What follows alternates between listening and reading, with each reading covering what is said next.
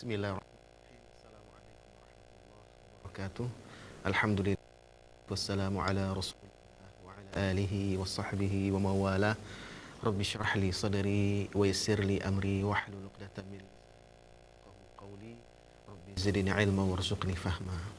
Para pemirsa ACTV yang dimuliakan Allah Subhanahu wa taala, pada pagi ini di Ustaz Menjawab kita akan berbicara satu tema berkaitan dengan persatuan, yaitu kembali bersatu setelah pemilu atau usai pemilu.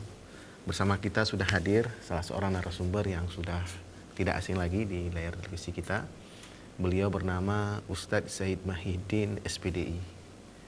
Nah, para pemirsa Allah Subhanahu wa taala, kita kembali bersama bahwa setelah pemilu beberapa saat yang lalu, beberapa bulan yang lalu, kita masih melihat adanya polarisasi di masyarakat, masih adanya ketegangan-ketegangan pada masyarakat yang seolah pemilu ini bisa menimbulkan perpecahan di kalangan masyarakat Indonesia, terutama juga umat Islam. Maka harusnya dengan selesai pemilu ini umat Islam tidak berpecah belah. Karena sesungguhnya berpecah belah itu adalah sesuatu yang dilarang oleh Allah Subhanahu wa taala. Nah, kita langsung saja kepada narasumber. Bagaimana Ustadz melihat fenomena pasca pemilu ini di Indonesia, Ustadz? Tafadhol. Terima kasih Ustadz atas kesempatan ini. Dan kalau kita lihat pemilu 2019 ini, memang ya kita memang agak sedikit ya panas atau katakanlah terjadi gesekan-gesekan, walaupun gesekan itu hanya sebatas mungkin dari segi ucapan, penyampaian melalui media-media sosial dan sebagainya. Namun demikian, bahwa yang perlu kita pahami semua, umat Islam Indonesia, umat yang terbesar ya kan di seluruh muka bumi. Kita adalah umat yang terbesar di negara ini. Kita harus bijak betul menyikapi ini. Betul, betul. Bahwa pemilu itu sudah selesai. Artinya kalau sudah selesai, maka kita kembali kepada tugas fungsi kita masing-masing, yaitu merajut kembali ukhuwah Islamiyah. Betul sekali. Mari kita bersatu kembali. Karena sebagaimana kata para ahli-ahli, politik itu come and go, dia datang dan pergi.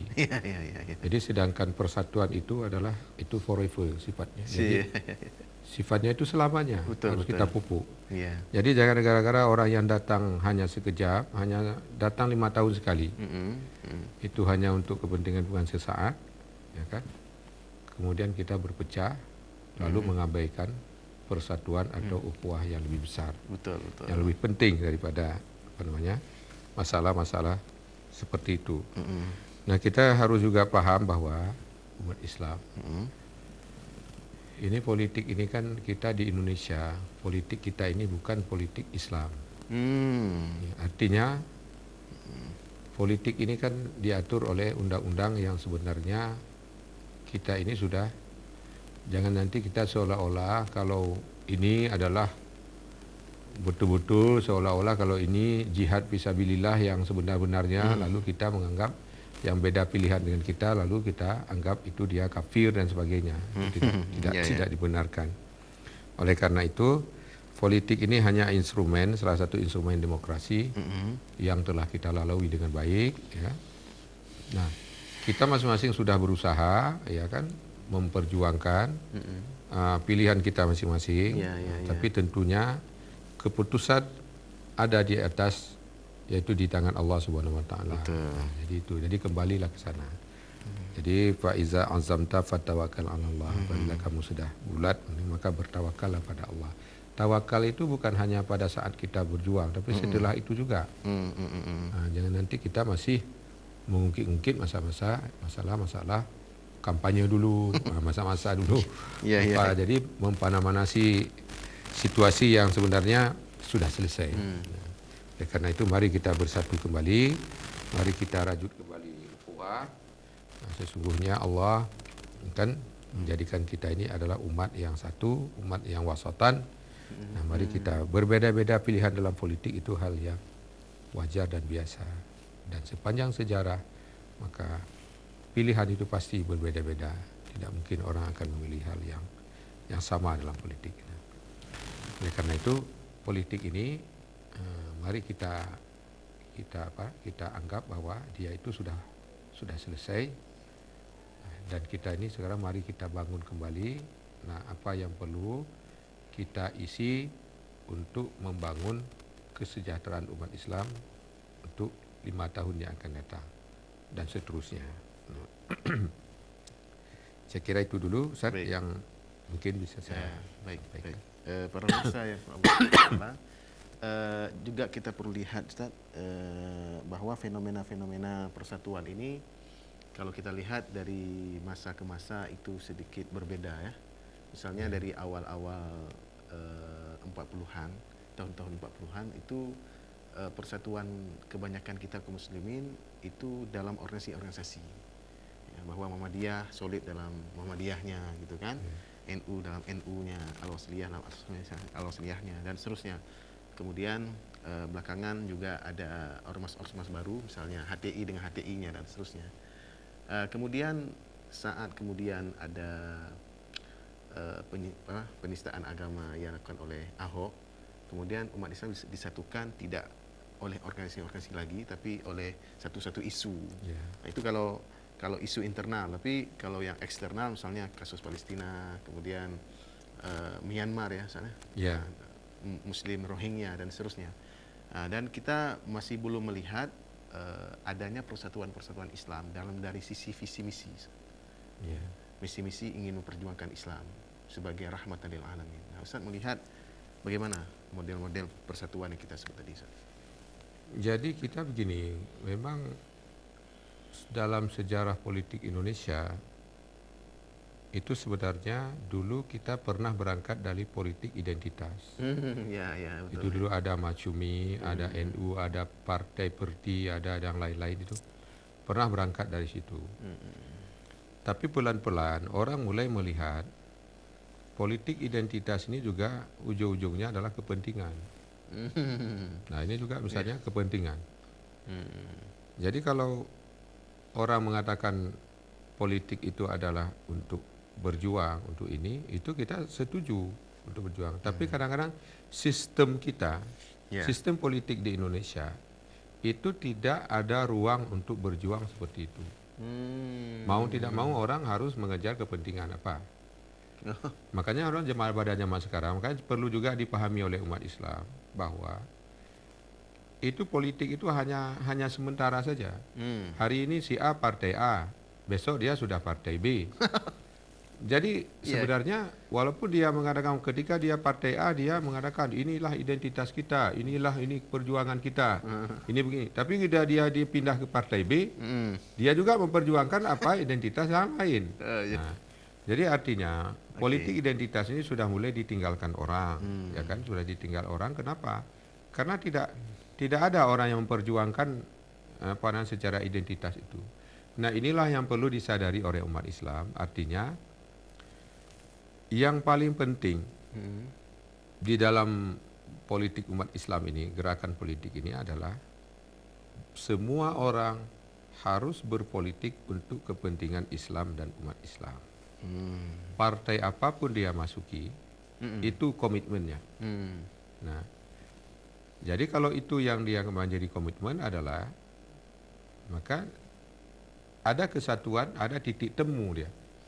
Nah, jadi walaupun Anda di sana partai apa? Partai B misalnya. Nah, saya di sini ya. Nanti kita ini ya bertemu di sana ya. Nah, ide kita ini. Umat kita ini, masalah kita ini. Jadi ada pemetaan bersama, ada identitas bersama yang tidak tertulis. Itu jauh lebih kuat. Jadi apa yang dia tertulis adalah komitmen. Komitmen masing-masing politisi yang Muslim itu memperjuangkan kepentingan umat. Nah, yang ternyata sekarang begitu orang masuk ke dalam sebuah partai politik, identitas itu hilang. Sudah tidak tertulis, tidak lagi yang tidak yang tertulis saja bisa hilang, apalagi tidak tertulis. Iya. Nah, inilah yang sebenarnya yang harus kita sadari, bahwa perjuangan politik itu seperti apa dia? Bagaimana orang mewarnai sesuatu, air. Mampukah umat Islam mewarnai politik Indonesia dengan moral-moral atau dengan nilai-nilai Al-Quran dan As-Sunnah? Meskipun dia berada tidak pada partai yang beridentitas Islam. Mampu nggak dia? Nah, sekarang ini kan kenapa misalnya banyak partai? Nah, ini juga kerja musuh-musuh Islam.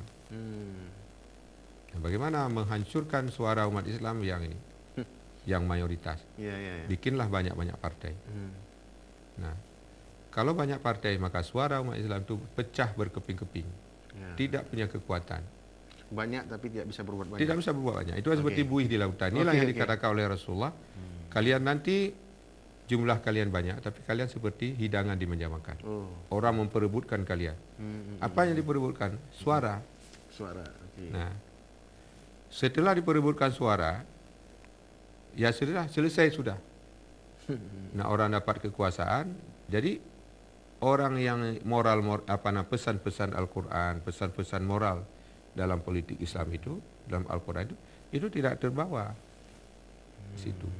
Nah, ini juga perlu. Makanya bagus dulu teori Pak Harto dulu. Ketika banyak partai pada masa Orde Lama, ini Pak Harto melihat bahwa ini kalau seperti ini, umat Islam ini akan saling berhadapan. Nah, ini seperti sekarang. Si A, dua partai sana, di partai. Jadi banyak sekali jumlah partai. Kita ada satu keluarga, ada 10 partai, ada 10 calon. Iya. Jadi mertua bertengkar dengan menantu, menantu bertengkar dengan cucu, dengan istri karena beda pilihan. Nah, dulu hanya 3 partai, difusikanlah partai-partai Islam itu dalam satu menjadi Partai Persatuan Pembangunan. Nah, jadi umat Islam yang ingin politik identitas Islam, nah masuklah P3. Dulu tapi ya. Dulu. Umat Islam yang tidak ingin identitas, tapi ingin substansi, masuklah Golkar. Iya. Nah, tapi kalau umpamanya orang ingin misalnya masuk yang lain yang agak berbeda, yang agak sedikit sama, masuklah PDI. Nah, jadi masih ketemu. Kenapa? Pecahnya hanya 2 gerbong. Umat Islam kalau dulu kalau tidak ke P3 pasti di Golkar. Jadi masih ada di 2 gerbong. Sekarang ini sampai puluhan gerbong. Nah, jadi puluhan gerbong itu untuk mempersatukan gerbong-gerbong ini untuk menjadi satu komitmen yang sama, itu susah sekali. Nah, karena masing-masing gerbong ini gerbong politik punya kepentingan, punya visi dan misi partai dan sebagainya. Nah, inilah yang sebenarnya, walaupun ya kita lihat sekarang ini P3 pun tidak lagi mengusung itu, mengusung identitas itu. Nah, juga ujung-ujungnya juga kepentingan. Jadi ini semua kepentingan. Kenapa? Sistem kita sudah seperti itu. Makanya jangan ribut dengan soal-soal politik. Janganlah kita berpecah gara-gara beda pilihan. Nah, ya, bagaimana misalnya kalau ada anggapan bahwa politisi itu membuat masyarakat berpecah belah, tapi negarawan mempersatukan. Ustaz melihatnya bagaimana? Statement seperti itu. Itulah kalau sekarang ini kan yang paling efektif yang menyuruh itu adalah para tokoh-tokoh, para negarawan, para akademisi, mengajak kembali umat Islam ini kepada persatuan, bersatu. Nah, para politisi juga sebenarnya mereka menyadari bahwa itu sebenarnya persoalan sesaat. Nah, ini contoh ya, kita lihat. Orang-orang yang kemarin itu dalam pilkada, ada dalam pemilu ini tahun ini, yang dulu ngotot membela satu partai, tapi dia sekarang tahun ini tidak terpilih. Nah, tahun depan atau 5 tahun ke depan, dia akan muncul lewat partai lain. Yang partai yang dia kafirkan dulu bisa jadi dia situ nanti. Partai yang dulu dia sesatkan, dia bilang salah, itu tidak betul. Mungkin dia muncul lewat partai itu. Nah, ini maaf saya bilang, saya tidak tunjuk orangnya. Pada tahun 2014, itu banyak orang yang saya lihat dulu mengamalkan partai sesat. partai satu, Partai A. partai A. Nah sekarang dia caleg dari partai itu dan terpilih. Nah, Ya, ya. jadi inilah harus disadari oleh umat Islam bahwa itu hanya persoalan-persoalan dinamika. Dinamika artinya ya itulah namanya euforia politik. Nah, oleh karena itu kita harus kembali kepada ada kepentingan yang lebih besar, yaitu kepentingan umat Islam yang lebih besar, yang lebih penting. Sebab kalau umat Islam goyang, lemah di Indonesia ini, negara ini bubar. Negara ini bubar. Yang lain itu hanya 10%. Katakanlah sekarang ini dengan ada yang macam-macam itu katakanlah 20%. Tapi 80% itu umat Islam. Kalau umat Islam ini goyang, tidak bersatu, bubar negara ini. Nah, karena negara ini dibentuk oleh Islam. Walaupun umat-umat yang lain itu ada perannya, tapi kecil sekali. Kecil sekali perannya. Artinya bukan tidak ada, karena jumlah mereka kecil, maka perannya kecil. Karena jumlah kita yang paling besar, yang paling mayoritas, maka peran kita untuk negara ini yang paling mayoritas. Nah, oleh karena itu pemerintah harus menyadari ini. Jangan sedikit-sedikit begitu berkuasa, ya kan? Pada berkuasanya hanya 5 tahun, ini menyudutkan Islam. Nah, ustaz-ustaz ditangkap, hanya jangan ditangkap dan sebagainya. Nah, itu tidak boleh terjadi. Artinya apa? Negara ini kalau Islam dikhianati, dipinggirkan, diinikan, didiskriminasi Islam ini, negara ini akan bubar. Iya. Nah, ini kalau teori apa ya? Teori apa? Karena masih ada waktu. Kita ini adalah pulau-pulau. Negara kepulauan. Archipelago. Jadi ribuan pulau kita. Ya. Tidak ada satu ideologi pun yang bisa mempersatukan itu di dunia ini. Ya. Orang di Arab saja yang tidak berpulau-pulau itu bertengkar sampai hari ini. Ya kan? Terus bertengkar mereka. Ya. Faktor apa sebenarnya? Kenapa Indonesia ini di pulau-pulau tapi kita satu? Ya. Karena Islamnya. Ya, sepakat misalnya Pancasila dan Undang-Undang Dasar 45. Ya. Itu kita jadikan dan dasar negara yang tidak bertentangan dengan Islam. Ya. Tapi apa yang bertentangan selama ini? Orang yang mempraktekkan itu yang salah. Bukan Undang-Undang Pancasilanya yang salah. Orang yang mempraktekkannya yang salah. Ya. Seperti Al-Quran. Bisa juga orang mempraktekkan Al-Quran itu salah. Kan? Jadi itu. Jadi kalau Islam ini lemah, maka negara ini akan bubar. Kita nanti akan terpecah-pecah. Masing-masing kita di kepulauan itu saling tidak ada komunikasi, tidak ada saling bersaudara, tidak ada ini. Makanya kita ini bersaudara dalam Islam. Maka dengan ada persaudaraan Islam inilah kita ini adalah Islam, Indonesia ini menjadi kuat, suatu negara yang kuat. Seperti itu, Ustaz ya. Ya, baik para pemirsa yang dimuliakan Allah Subhanahu wa taala, kepada para pemirsa yang ingin interaktif silakan menghubungi kita di nomor interaktif yang sudah sama-sama kita maklumi. Berikutnya nih Ustaz, berkaitan dengan persatuan di dalam Pancasila. Dalam salah satu silanya kan ada sila persatuan, tapi kita akan lanjutkan setelah pesan-pesan berikut ini.